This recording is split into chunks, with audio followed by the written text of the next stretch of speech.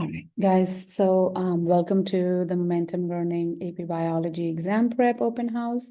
My name is Neha Mathur, and I am the instructor for this course. So a little bit about myself. I have more than 18 years of teaching experience, and during this time, I have designed multiple science curricula, which is targeting, the needs of different types of students. I have a master's in biochemistry and I taught graduate school, but then I also had a master's in education. And currently, I'm teaching at St. John's School and I'm teaching their honors biology. And I'm also the course coordinator for SRD, which is our scientific development and research program. I am also the sponsor of Science Olympiad team. In fact, we have a competition tomorrow. So yeah, we usually do well on those. But guys, let's jump right into what this program would be like. So this is to prepare for the upcoming AP Bio exam.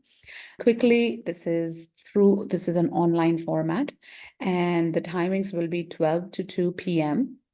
Central Time, and it'll be from February 3rd, which is starting next week, to April 27th. So we'll meet every weekend, every Saturday for 2 hours.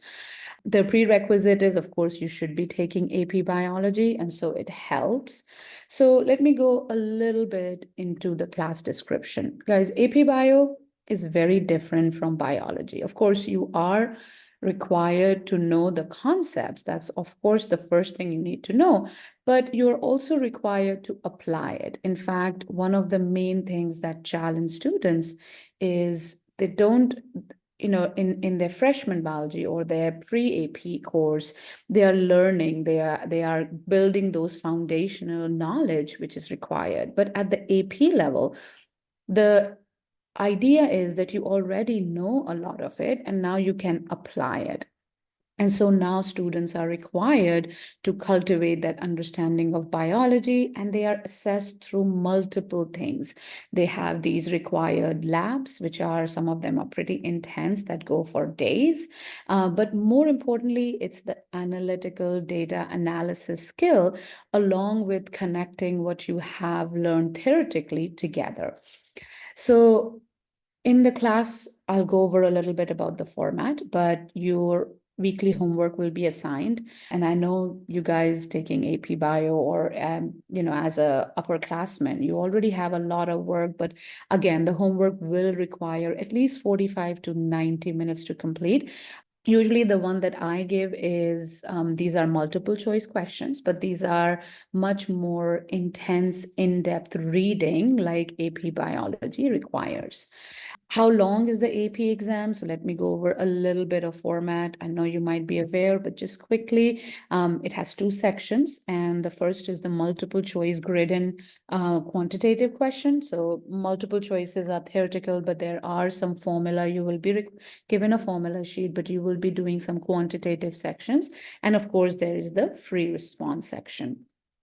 So let's talk about the results from 2023 and just in general, right? AP Biology is a pretty challenging course, and there are multiple reasons for it. First is you have to keep track of this huge amount of knowledge that you are taught through the year. So that's one thing. So if we take a look at the AP Biology score distribution, you'll see, the 1s, 2s, 3s, and the 5s are 14.3%, which is a pretty low thing. So it's a pretty challenging course.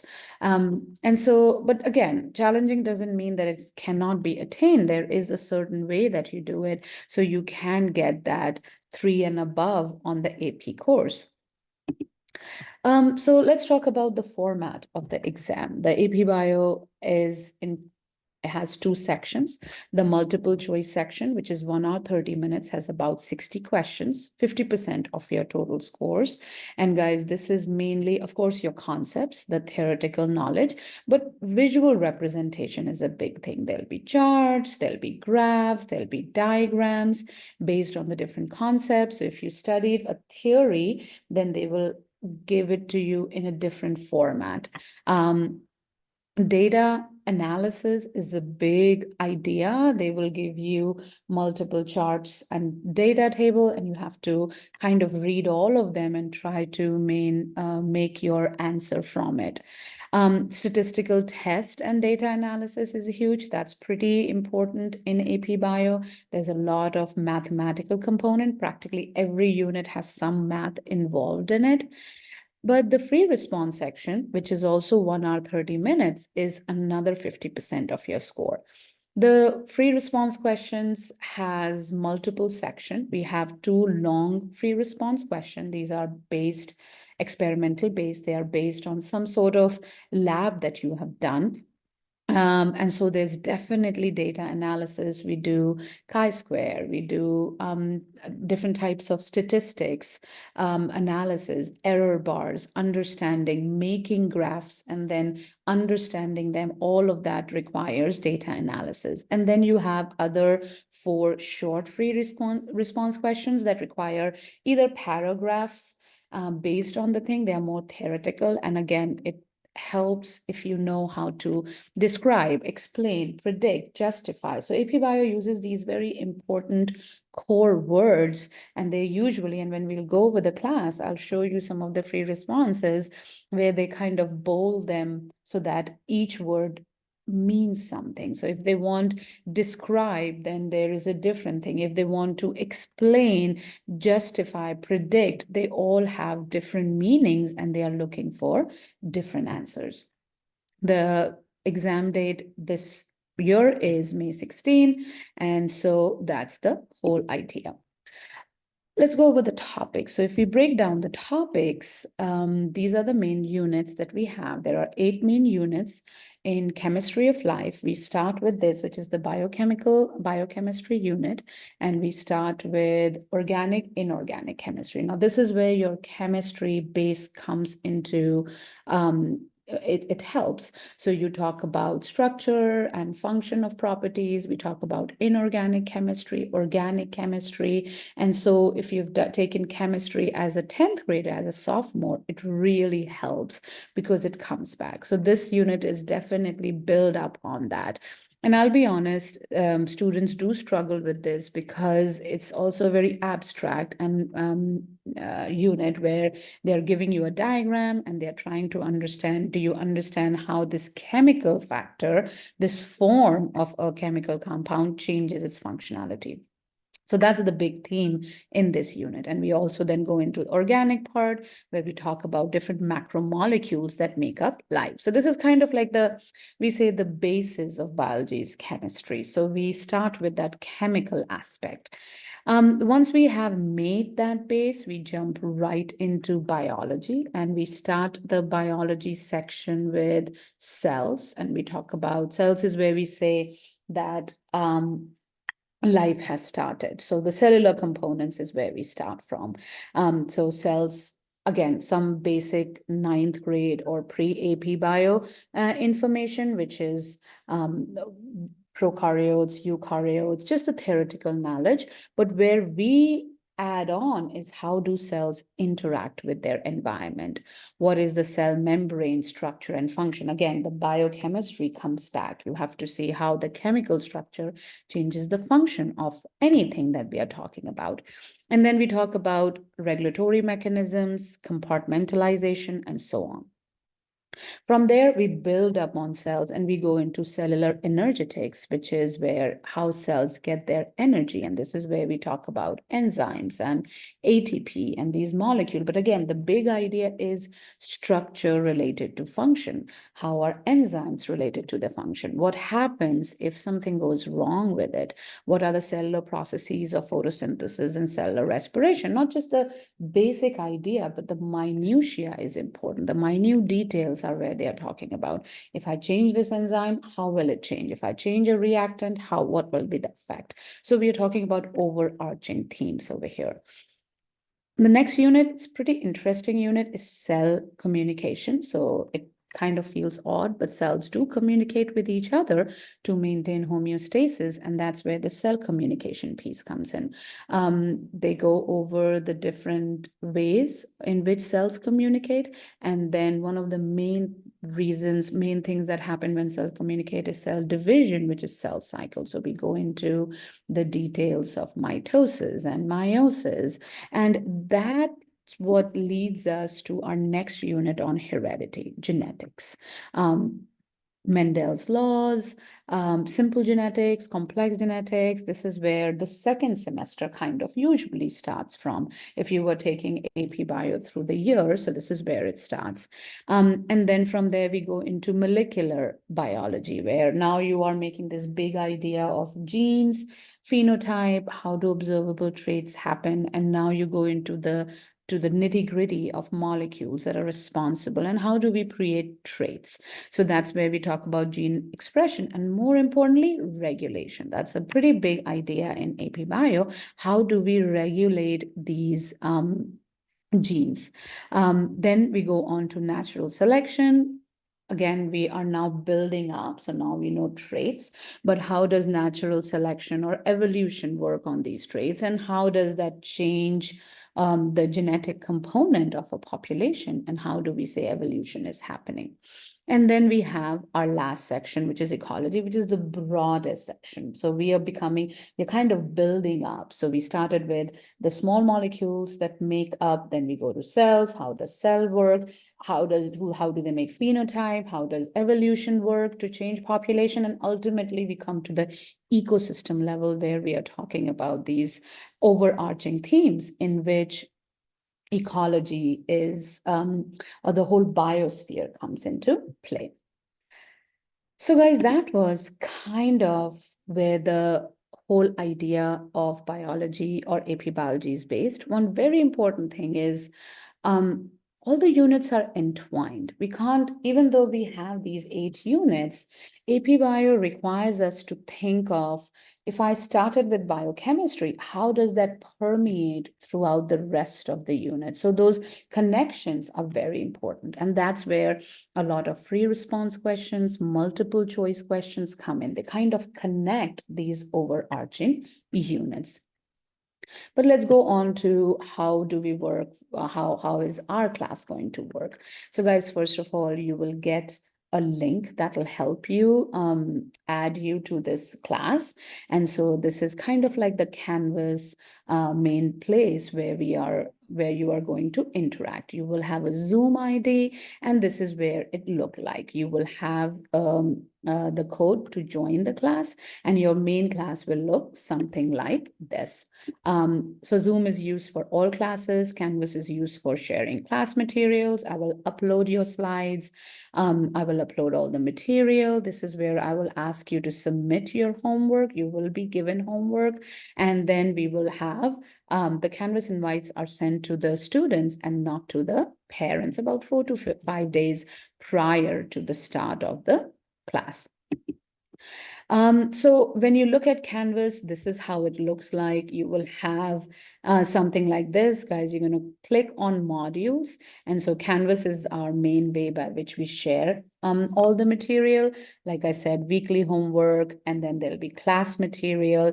And one of the main thing is that every session, which is a 2-hour session, will be recorded, and those recordings will be available to you for 3 more months. And that will help you perfectly to get to the AP exam.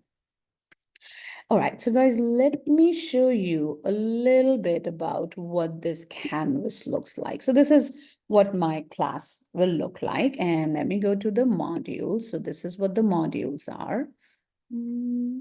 All right, here. So we'll start with some reference material, some important FRQs.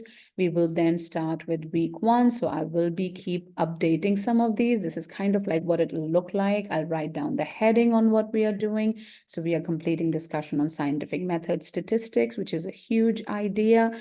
And then I'll upload all the notes, the PDF version of the notes that I'm going to be using, as well as statistics practice.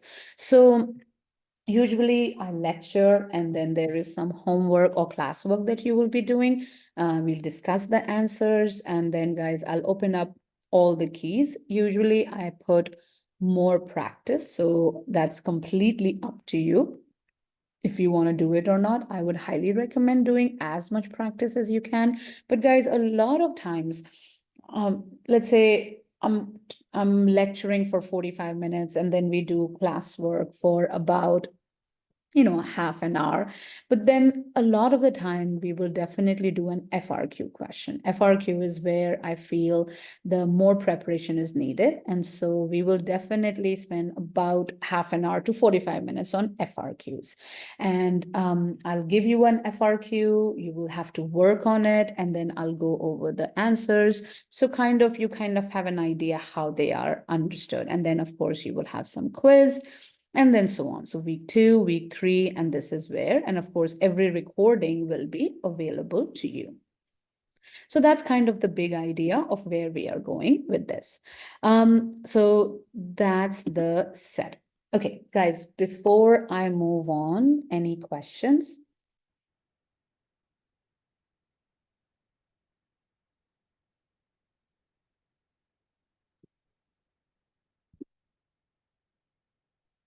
Okay, and again, guys, while we are going over, if you have any questions, let me know. You can type the questions, anything that you have. So let's take a look at kind of like a sample lesson of what the class will look like. So like I told you, I will start the class with lecture because AP Bio, there's just this huge amount of information that you have. And so it's absolutely imperative that we go over and we understand the concepts first, right? That's your foundation. But then I wanted to give you an example of a multiple choice question. So this is something that AP Bio will have, like I said, a lot of diagrams, a lot of data analysis. So here is a question. A common laboratory investigation involves putting a solution of starch and glucose in a dialysis bag and suspending the bag in a beaker of water as shown below. So again, understanding diagrams. This is actually an AP Bio investigation that you do. So usually they do pull a lot of questions from those. But the idea is that we have these two bags. There's water outside, but in the other one, after we have left it for some time, we see water and glucose. And then there was starch and glucose in the bag. And then you can see over here, the bag is a little bit distended, so something moved in. So that's kind of the idea. The investigation is aimed at understanding how molecule size affects movement. Now, that's your clue. That's what tells you that's what they're trying to go with. That means we are talking about starch, glucose, and water and how they're moving in and out of a dialysis tubing. So looking at the diagram, you know that the tube did become a little bit bigger. So something did move, but what moved, we can kind of see from the diagram, right? So outside was just water, but now we have water plus glucose. And then inside we had starch plus glucose, right? So we can see that there was some sort of movement. And then out of it, you are going to answer what happened to the amount of starch, water, and glucose in the dialysis bag over the course of the investigation. So here is where you're going to see the amount, relative amount, that means mass of the dialysis over time. And then you have some sort of like a key to show what's happening over time. So in the first example, for example, the water they are saying is increasing inside the dialysis bag over time. The starch remains kind of the same throughout, and then the glucose is going down in the dialysis bag, right? So that's one thing that they are showing. So you got to read all of these to kind of understand where they are going. So guys, the big idea is, in this case, students need to know what is a dialysis bag. They're actually talking about what is the phenomenon that kind of determines the movement of ions in and out. So if I would do this, and this would be a practice question, I will first go over the concepts, and then we'll do this, and we'll do a whole class discussion of what do you think. So first I'll open it up 10 minutes or 5 minutes for this. It's a multiple choice question. What do you think? And then I'll ask you guys to write down your answers in the chat. And then I'll say, okay, some of you got it right, some of you didn't get it right, but the one that you got it right, explain your reasoning to me, because that's what helps me understand. And the one who didn't get it right, now tell me what your reasoning is. So that kind of helps me clarify any misconceptions you have. So that's how I will answer a multiple choice question. But then we also have these free response. So this is what a free response question looks like. This is from our statistics unit, where we start with the scientific method. That's kind of the overarching theme that we kind of study again and again. So same thing, let's take a look at the question. So guys, here is seagrasses are aquatic plants that reproduce sexually. Male seagrass flowers produce sticky pollen that are carried by the circulating water to female, resulting in fertilization. And the researcher claims that mobile aquatic invertebrates can also transfer pollen from male to female flowers in the absence of circulating water. Now, one of the things that I teach, especially when doing free response, the material, the questions can get pretty intense. And so just like you would be in a class, I use this little handy dandy whiteboard to kind of write it down, because I believe writing helps a lot. So the first thing I would always give an advice on when you're doing free responses, try to write down what are some of the important things. So let's see, male seagrass flowers produce sticky pollen that is carried by circulating water. So we are talking about circulating water that carries the pollen, and it carries it from the female to the female flowers, resulting in fertilization. So the circulating water seems to be the agent that is helping in pollination. A researcher, though, claims that mobile aquatic invertebrates. Mobile aquatic invertebrates can also transfer pollen from male to female. So that's the claim, that they can also help in pollination in the absence of circulating water. To investigate this claim, the researcher sets up an aquarium to model the possible interaction. All right, so guys, the first thing is we are going to read, we're going to make up our mind as to what the claim is, what the question is, and then the investigation, what we have to investigate is if this claim is actually, will actually work or not, right? So this is how a lot of questions are set. They're trying to see, do you know your theory, but then can you apply? So let's take a look at the first question.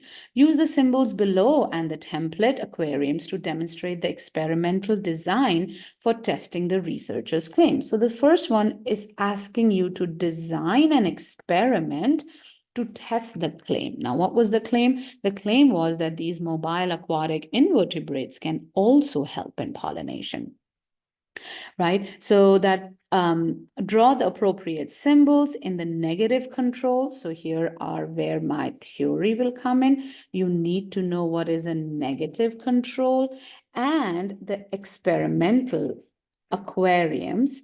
So the first thing you would need to know before you even answer the question is, what is a negative control? And guys, again, in experimental design, that is huge. We know the four main variables. We know independent variable, we know dependent variable, we know control, we know constant, but now we go in the details, right? Within the control also, we have negative and positive control. So one of the things that I would definitely be covering is, what are these negative, positive controls? And then what is an experimental aquarium? So that's where the theory will come in. So I will lecture and we will go over all of that, and then we'll do this question, because this will help me understand if you're actually understanding the theory. Okay, but guys, let's take a look as how this question will be. So they are asking about putting up a negative control and the experimental aquarium. Now, if we have done the theory and everybody knows negative control is mainly for comparison, this is where we will not put my experimental claim, which the researcher had said were the aquatic invertebrates. So for the negative control, I will put my male and female flower. But then for the experimental, I will put the male, female, and the invertebrates. Right? And that would be my experimental setup. So guys, experimentation, designing is a huge part of the AP curriculum. Okay. Step 2, identify the dependent variable and the experiment. Again, this is where the lecture comes in, where we kind of go over and we use other examples also before we jump right into any sort of practice. So we go over what is a dependent variable. Guys, dependent variable is the one that you are the dependent variable is what will change as a response of what you are changing, and then predict the experimental results that would support. So the second one is mainly talking about designing an experiment, and that's a big thing then when we are doing an experiment, how to design and test your claim, and that's how scientists work.